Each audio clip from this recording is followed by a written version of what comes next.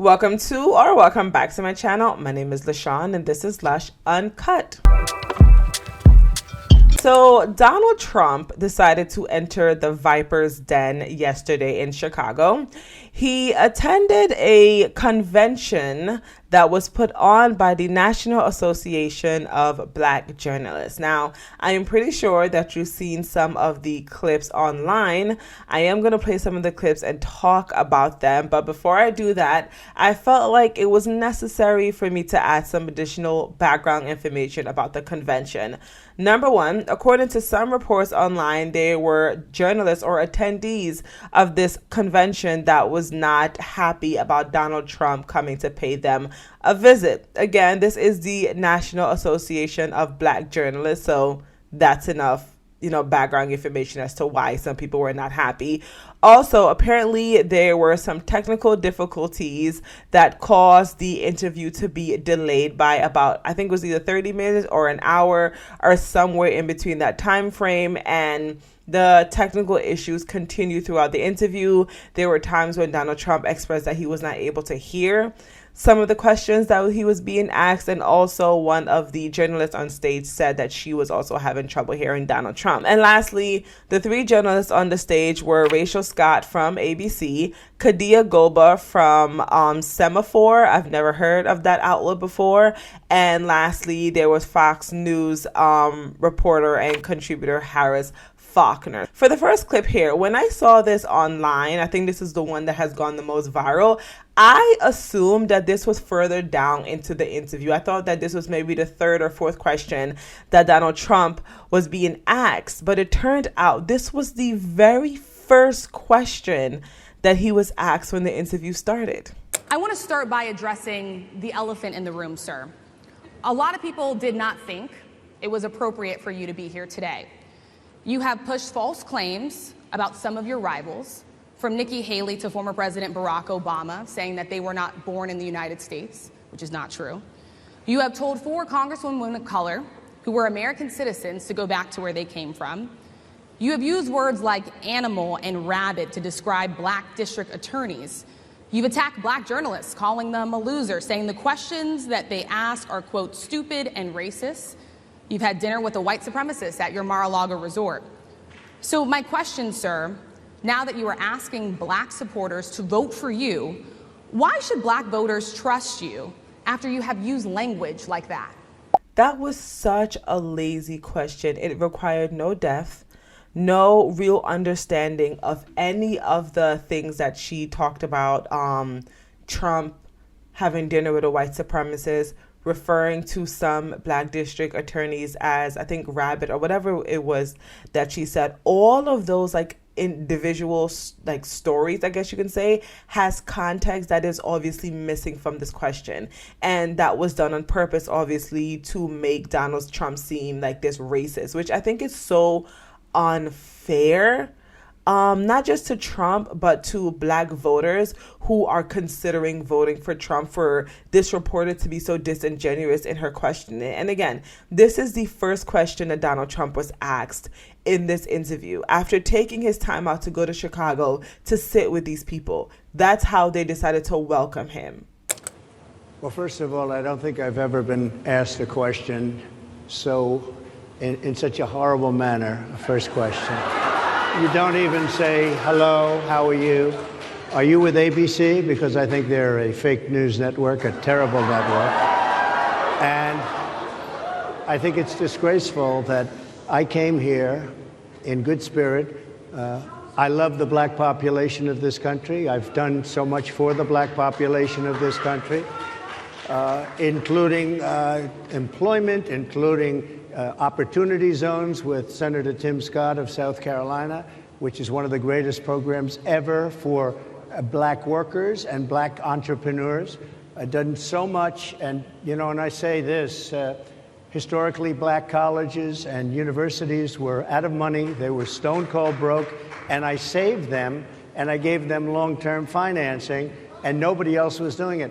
I think it's a very rude introduction. I don't know exactly why you would do something like that. And there's a part of me, right, that feels like he could have risen above her pettiness, because she embarrassed herself there. And in cases like that, sometimes you have to completely ignore someone's buffoonery and rise above it and just let them take on all the embarrassment instead of kind of sharing it with them by giving them the same energy that they gave you.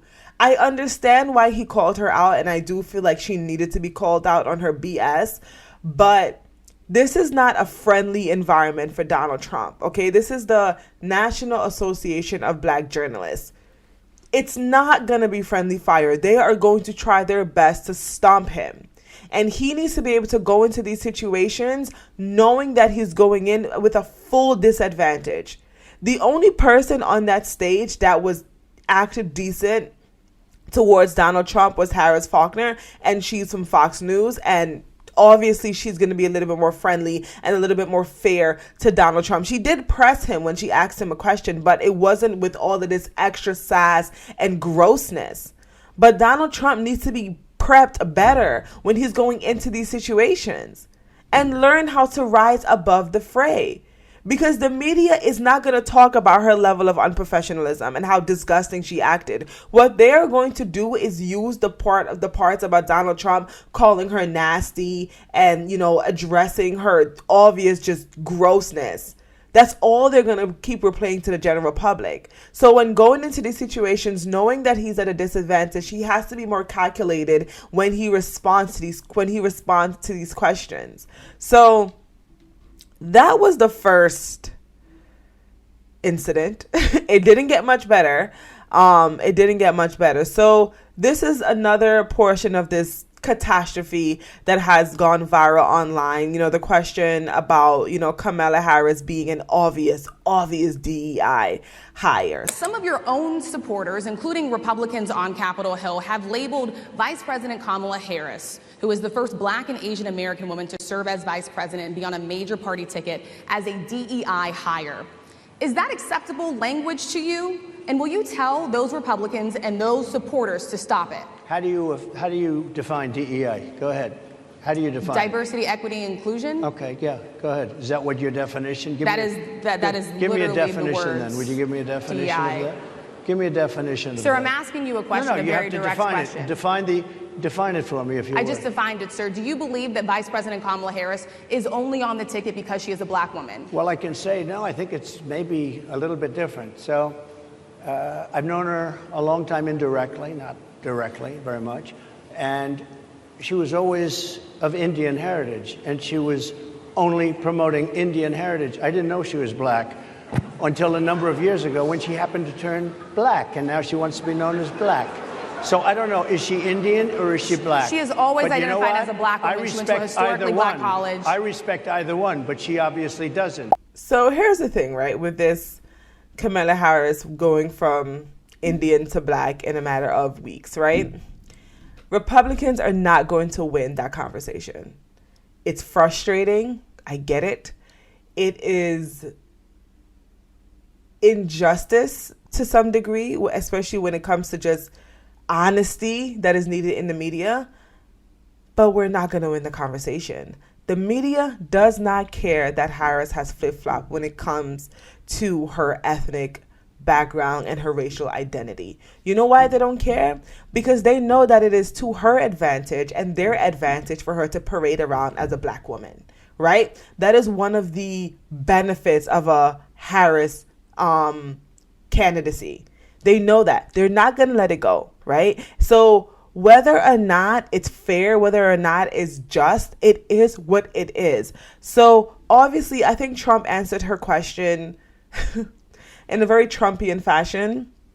But I think what he could have done is, again, rise above the fray and say, listen, whether or not she's a DEI hire, it does not matter. What matters is her policies. And that's what I want to talk about. If she wants to be Black, if she wants to be Indian, if she wants to be whatever, that's her choice. Right? And I can't speak for other Republicans, but I do think that it is unfair for her to flip-flop on her identity. But that's not what is important. What is important is the policies that she's going to put in place if she gets into that White House. You can't allow them to keep baiting us into this pointless conversation where they know they are going to win. At the end of the day, these people are liars, right? That's what they do. They lie. They lie about everything. They've lied about Biden. They've lied about COVID. They've lied about Kamala Harris and her position as the border czar. That's what they do, and that's what they're going to continue to do. The last clip I'm going to play is when Harris asked him about JD Vance, because apparently some people are assuming that Trump has some type of buyer's remorse when it comes to JD Vance, because the media has just been nasty and dishonest about JD Vance because they know he's an actual threat. Okay, so here's how that whole exchange went. Let's talk about J.D. Vance for a little bit. He's had some stumbles out of the gate. I don't know if you're hearing what we hear as reporters, but it's been a tough couple of weeks for him. Why did you choose J.D. Vance? Why did you choose him? And I'm having a hard time hearing, too. I chose know him everybody because out there can, but it's hard I'll tell to you hear. why. I chose him because he's a very strong believer in work and the working man and woman, and especially the working man and woman who have been treated very unfairly, because you have many of them in this room, but you have many of those people, they were treated very unfairly. They worked very hard and they were treated unfairly. He wrote the book that became a bestseller. The movie became a smash hit. He's a very smart guy without the benefit of having a family that has contacts, like a father that was well connected. He got into Yale Law School. He graduated in 2 years from Ohio State, summa cum laude. I mean, you take a look at, his career has been an amazing career. He started off at a level with a difficult family situation, very difficult, with the mother and the father and everything else.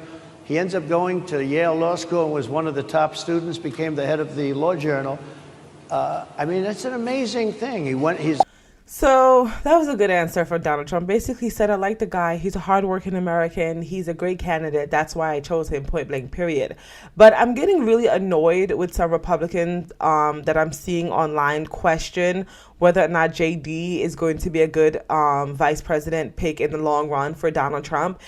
Why is it that we are so easy to allow these disingenuous pricks in the Democrat media to set the tone for every conversation?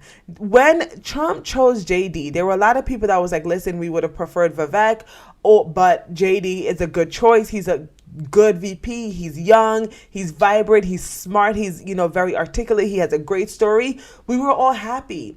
And then the crazy mainstream media came in and said, hey, he called some people crazy cat ladies.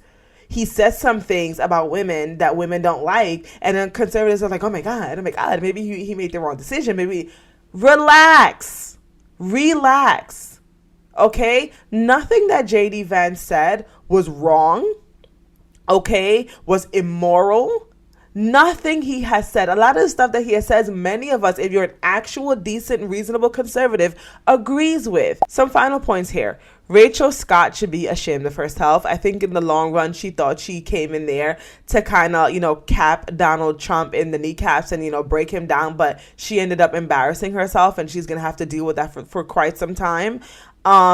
Someone needs to talk to Donald Trump about answering questions directly. I listened to most of this entire conversation, and there were numerous times, even when Harris from Fox asked him very straightforward question, that he went off in a tangent. And I get it. That's Trump's thing. Okay, apparently that's what he does during interviews, but Trump cannot afford to do that. We have about 90 days, I think, until November 5th. Kamala Harris right now, she's going through this blitzkrieg of a media campaign where the media is just constantly massaging her and eating out of her butthole, right? She has the advantage of the mainstream media fully behind her. Donald Trump cannot afford to miss opportunities to crap on her and present his policies in a way that's straight, direct, and concise. So someone needs to talk to him. Listen, if someone asks you a question, answer it. Your answer is better than Kamala Harris's will ever be. Answer the question directly. Also, the campaign needs to be more calculated with the events that they choose to allow Trump to participate in. And I talked about this earlier on in this video, but Kamala Harris has the advantage of time, okay? Trump does not. The media is never, ever, ever going to press Kamala Harris the way they press Donald Trump, which means if we're going to set him up to be in an environment like this where he is at a disadvantage, it has to be with purpose. He has to come in and do it in a way that's strategic and calculated, okay? We can't be sitting here giving Harris free content for her campaign.